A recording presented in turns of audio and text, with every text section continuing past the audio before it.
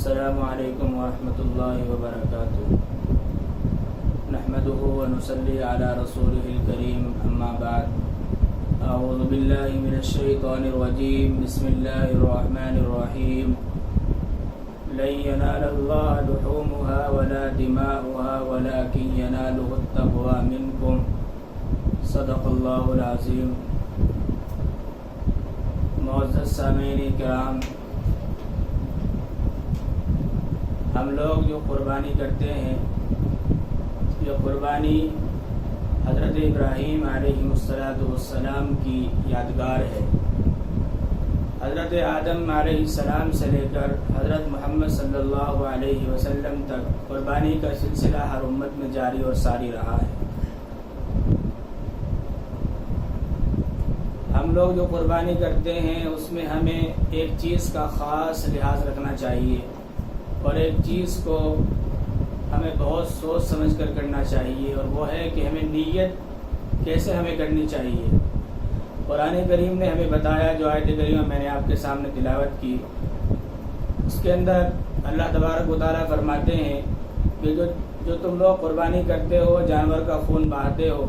اللہ تبارک و تعالیٰ کی بارگاہ میں نہ آپ کی قربانی کا گوشت پہنچتا ہے، نہ اس کا خون پہنچتا ہے۔ اللہ تبارک و تعالیٰ کے یہاں اگر کوئی چیز پہنچتی ہے تو وہ ہمارا اخلاص ہے، ہماری نیت ہے، ہمارا تقویٰ ہے، وہ اللہ کی بارگاہ میں پہنچتا ہے۔ تو سمجھ لیجئے، اگر ہماری نیت یہ ہوگی کہ لوگ ہمیں مالدار کہیں گے، ہم مہنگا جانور خریدیں گے،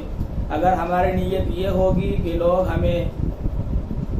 بڑا آدمی کہیں گے، اگر ہماری نیت یہ ہوگی کہ ہمیں گوشت اچھا ملے گا، اچھا جانور خریدیں گے، تو ہماری قربانی قابل قبول نہیں ہے۔ اگر ہماری نیت رضائے الہی ہے اور ہم اس نیت سے جانور کو ذبح کرتے ہیں، اس کا خون بہاتے ہیں کہ اللہ تبارک و تعالی ہم سے راضی ہو جائے، اور حضرت ابراہیم علیہ السلام کی جو سنت ہے ہم اس کو زندہ کر رہے ہیں، اللہ کو راضی کرنے کے لیے کر رہے ہیں، تو سمجھ لیجئے کہ ہماری قربانی کامیاب ہے، اور ہمیں اس کا اللہ کی بارگاہ میں بہت بڑا اجر ملے گا۔ ہم لوگ پورے سال نمازیں پڑھتے رہیں، روزے رکھتے رہیں، زکوٰۃ دیتے رہیں، حج کرتے رہیں، جتنی بھی عبادتیں ہیں ساری ہم کرتے رہیں، لیکن ان سے ہم جو نیکیاں کماتے ہیں، حدیث کے اندر آتا ہے کہ اگر آدمی قربانی کے دنوں میں قربانی کرے تو اللہ تبارک و تعالیٰ اس کو اتنا ثواب اور اتنی نیکیاں دیتے ہیں کہ جتنے جانور کے اوپر بال ہیں، ہر بال کے بدلے ایک نیکی ملتی ہے۔ اب آپ لوگ سمجھ لیجئے، ہم پورے سال نمازیں پڑھیں، دوسری عبادات کریں تو ہمیں اتنی نیکیاں نہیں ملتی، نیکیاں ملتی ہیں لیکن اتنی نہیں ملتی۔ لیکن قربانی کے ایک دن میں اگر ہم خالصتاً اللہ کو راضی کرنے کے لیے قربانی کریں، قربانی کا جانور خریدیں، اس کو ذبح کریں، تو ایک حدیث کے اندر آتا ہے کہ اللہ تبارک و تعالیٰ جانور کے ہر بال کے بدلے ایک نیکی دیتے ہیں۔ اب جانور کتنا بڑا ہوتا ہے،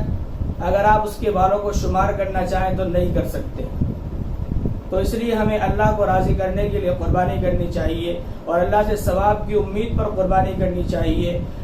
اور دوسری بات یہ ہے کہ جو ہم قربانی کرتے ہیں، پہلی امتوں میں جو لوگ قربانی کرتے تھے ان کی قبولیت کی علامت یہ ہوتی تھی کہ آسمان سے آگ آتی تھی اور ان کی قربانی کو جلا دیا کرتی تھی۔ لیکن امت محمدیہ پر اللہ کا یہ بڑا احسان ہے، بڑا کرم ہے کہ جو ہم قربانی کرتے ہیں ہم اس کا گوشت بھی کھاتے ہیں، اس کی کھال کو بھی استعمال کرتے ہیں، اور دیگر چیزوں کو بھی استعمال کر لیتے ہیں۔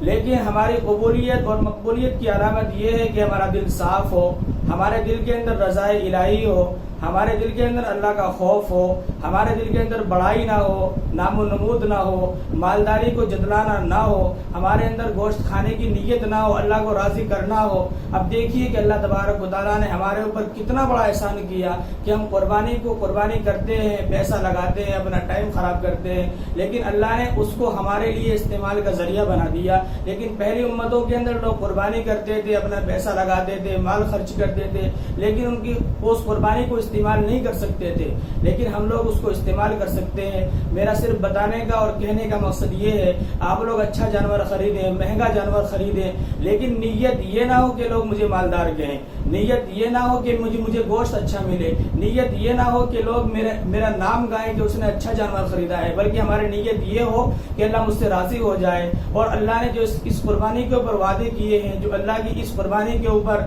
بشارتیں ہیں، وہ تمام کی تمام مجھے مل جائے۔ اللہ تبارک و تعالی ہم تمام کو عمل کرنے کی توفیق عطا فرمائے۔ وآخر دعوانا الحمدللہ رب العالمین۔